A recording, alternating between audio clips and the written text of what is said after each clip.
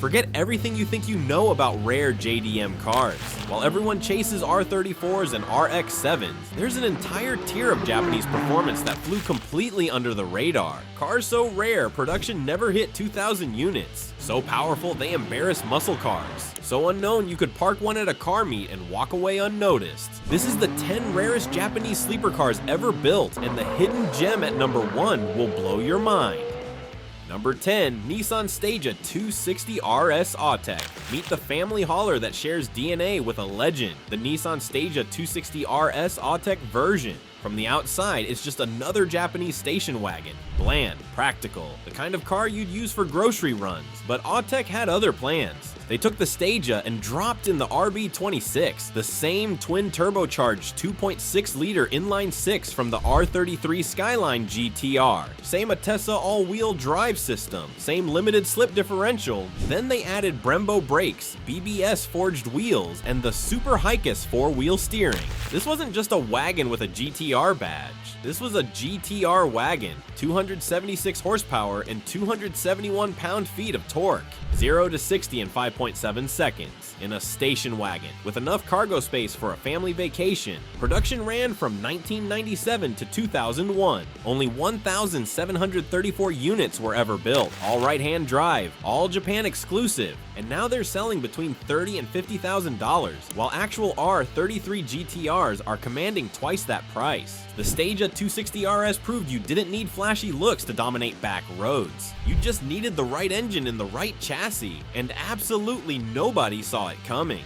Number 9, 1997 Acura Integra Type R. USDM. 320 cars, that's it. Acura sold exactly 320 units of the 1997 Integra Type R in the United States. Not 3,200, not 320,000, 320. At the time, nobody cared. It was a Honda, front-wheel drive, no turbo, just a naturally aspirated 1.8-liter four-cylinder making 195 horsepower. Dealers couldn't give them away at 24 grand. But Honda didn't build this car for straight-line bragging rights. They built it for the corners. Lightweight construction, helical limited slip differential, close ratio 5-speed transmission, every component obsessively tuned for one thing, driver engagement. The B18 C5 engine screamed to 8,400 RPM like it was angry at physics. And then the world caught on. A couple years ago, one sold at auction for $151,200, 6 times its original price. Today, clean examples are trading hands for over $100,000. The 1997 Type R became the holy grail nobody knew they needed. A front-wheel drive legend that proved horsepower isn't everything.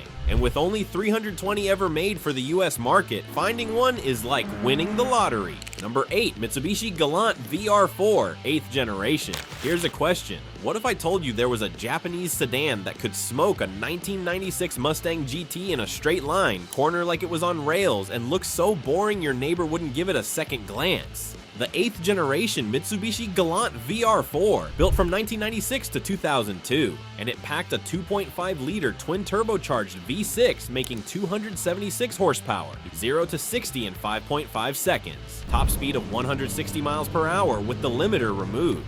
But here's where it gets interesting. That power went through the same all-wheel drive system as the Lancer Evolution, the same active yaw control rear differential from the Evo 4, Super Hikes 4-wheel steering. This wasn't just a fast sedan, this was rally-bred technology hiding behind a tie and briefcase. While the Mustang GT was making 215 horsepower, the VR-4 was already halfway down the block. While American muscle was spinning tires, the VR-4 was clawing into corners with all 4 wheels pulling. And yet nobody noticed. It looked like an angular BMW 5 Series had a boring cousin. Conservative styling, sedan proportions, nothing screamed performance until you pushed the throttle. That's the beauty of a true sleeper, total anonymity until you decide otherwise. Number 7, Toyota Century V12 GZ-G50. Japan's only production V12 ever. Not in a supercar, not in a sports coupe, in a luxury sedan built for emperors and politicians. The 2nd generation Toyota Century. Production ran from 1997 to 2017. And in those 20 years, Toyota built exactly 9,573 units. That's an average of 476 cars per year, hand-assembled, nearly bespoke. Each one took weeks weeks to complete. Under the hood sat the 1GZ, a 5.0-liter V12 with 48 valves, 276 horsepower, and 355 pound-feet of torque. But the numbers don't tell the real story. This engine wasn't built for speed. It was engineered for silence, for smoothness, for the kind of effortless power delivery that makes passengers forget they're moving at all. Double glazed windows, air suspension that self-leveled, handcrafted wood trim, leather everywhere. This was Toyota's flagship, the car they never exported in serious numbers, the one reserved for Japan's elite. And here's the sleeper aspect. Most people see a boxy Japanese sedan and assume it's another Crown or Celsior. They have no idea they're looking at the only Japanese V12 production car ever made. No idea it cost more than a Lexus LS. No idea it was the preferred transport of the Imperial family. It's the ultimate wolf in sheep's clothing, except the wolf is wearing an $18,000 suit. Number 6, Nismo 400R. 44 cars total worldwide. The Nismo 400R wasn't just rare, it was mythical. Based on the R33 Skyline GTR, Nismo took an already legendary platform and turned it into something that shouldn't exist on public roads. The RB26 was gone. In its place, a specially engineered RBX GT2, bored and stroked by a company called RAREST. 2.8 liters of twin turbocharged Fury making 400 horsepower, 0 to 60 in 4.0 seconds, top speed of 186 miles per hour in 1996, but power was only part of the equation. Nismo reinforced the chassis, upgraded the suspension, fitted bigger brakes, widened the track. Every component was tuned for one purpose: make the fastest Skyline ever built for the street, and they only made 44 of them. Today, if you can even find one, you're looking at a price tag that makes R34 GTRs seem reasonable. We're talking six figures, deep six figures. Some estimates put them in the $500,000 range. The 400R was Nismo's answer to a question nobody asked. What if we built a GTR with absolutely no compromises?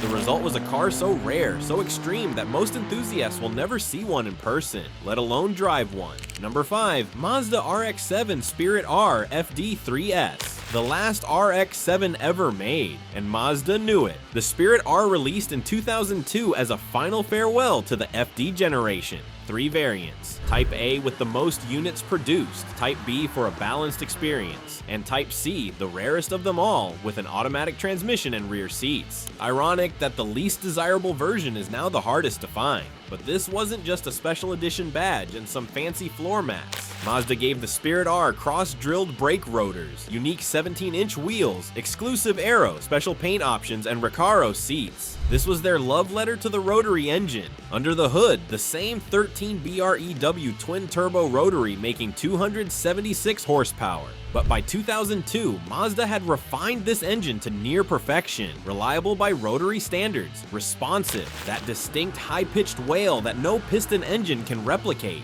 Production numbers were deliberately limited. Mazda built just enough to make the Spirit R exclusive. And now, values have skyrocketed. Clean Type A examples are commanding serious money. Type B models even more. And if you find a Type C, you've discovered automotive royalty. This was the end of an era, the final rotary sports car Mazda would produce until the RX-8 arrived. And they made sure it went out on top. The Spirit R proved that sometimes the rarest cars are the ones built to say goodbye.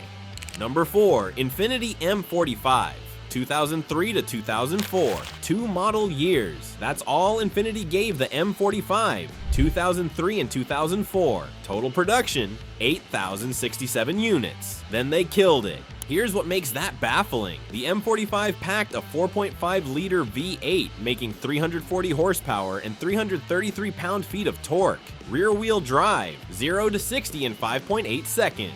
In a mid-sized luxury sedan that looked like it was designed by a committee of accountants. Retro-inspired styling that nobody asked for. Blocky proportions, conservative lines. It was the automotive equivalent of wearing a 3-piece suit to a beach party, and buyers ignored it completely. But underneath that forgettable exterior was legitimate muscle. That V8 was smooth, torquey, and dead reliable. It shared components with Nissan's lineup, which meant parts availability wasn't a nightmare. The chassis was balanced, the handling was sharp for its size. This was a proper sports sedan masquerading as a business expense. Today, you can find clean examples in the mid-4-figure range, sometimes even cheaper, which means you can own a rare Japanese V8 sedan for the price of a decent used Civic. The M45 failed because it looked boring. It succeeded as a sleeper for the exact same reason. Infiniti built a car that could hang with German sports sedans at half the price, and the market punished them for it.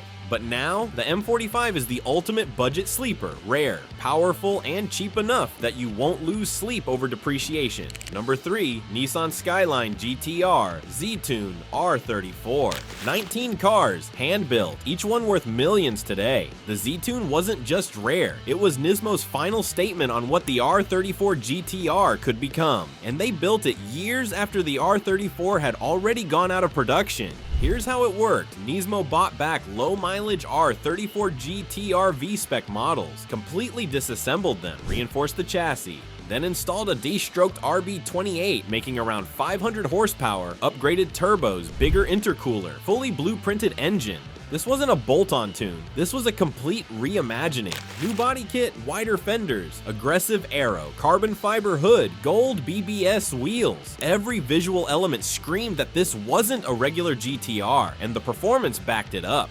Top speed? Around 203 miles per hour. Only 19 were ever completed. Each one required months of work. Each one hand-assembled by Nismo's most skilled technicians. And each one was sold before production even started. Today, Z-Tunes are the holy grail of Skyline collecting. Auction prices have hit 7 figures. Some say they're approaching $2 million. For a car that Nissan built after the R34 was officially dead, the Z-Tune proved that rarity and exclusivity can turn a legend into a myth. And when only 19 exist, you're not just buying a car, you're buying a piece of automotive history that most people will only ever see in photos. This is what happens when a factory decides to build the ultimate version of their most iconic car. Consequences and costs be damned. Number 2, Nissan GT-R50 by Italdesign. 50 units, $1.1 million each, and every single one sold out before the first car was even built. The GT-R50 wasn't just a limited edition, it was Nissan and Italdesign celebrating 50 years of GT-R heritage by creating something completely unreasonable. Start with a modern R35 GT-R, then let Italdesign redesign the entire body. Aggressive aero, lowered roofline, gold accents everywhere, active rear wing. This looked like a concept car that escaped the auto show and hit the streets. But the real insanity was under the hood. Nismo took the VR38 3.8-liter twin-turbo V6 and cranked it to 720 horsepower.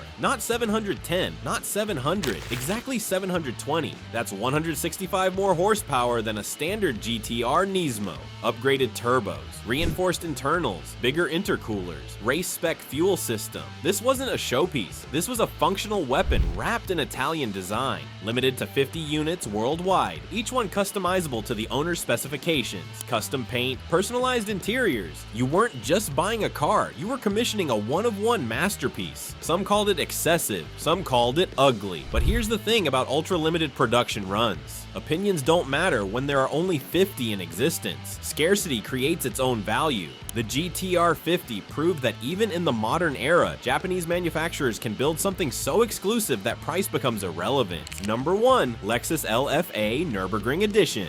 500 Lexus LFAs were built, but only 50 got the Nürburgring package, and that changes everything. The standard LFA was already mythical. Carbon fiber chassis, 4.8-liter V10 that revved to 9,000 RPM, 553 horsepower. Exhaust note, tuned by Yamaha, a supercar that took a decade to develop and lost money on every single sale. But Lexus wasn't satisfied. The Nürburgring edition was the last batch of LFAs produced, and they were built without compromise. Power jumped to 562 horsepower, weight dropped thanks to more carbon fiber. Aerodynamics were completely reworked with a fixed rear wing and aggressive front splitter. Suspension was stiffened, gear ratios were shortened. This wasn't a comfort-focused grand tourer. This was a track weapon that happened to be street legal. Nürburgring lap time? 7 minutes 14 seconds. Faster than the Porsche Carrera GT. Faster than the Ferrari Enzo. In a car that Toyota's luxury division built to prove they belonged in the supercar our conversation. Only 50 were made, and one sold at auction for $700,000, nearly double the original sticker price. Today, values have only climbed higher. Here's what makes the Nürburgring edition the ultimate Japanese sleeper. Most people can't tell it apart from a standard LFA. Slightly different wing, unique wheels, that's it. You could park it next to a regular LFA, and enthusiasts would struggle to spot the difference. But the people who know, they know you're driving one of 50.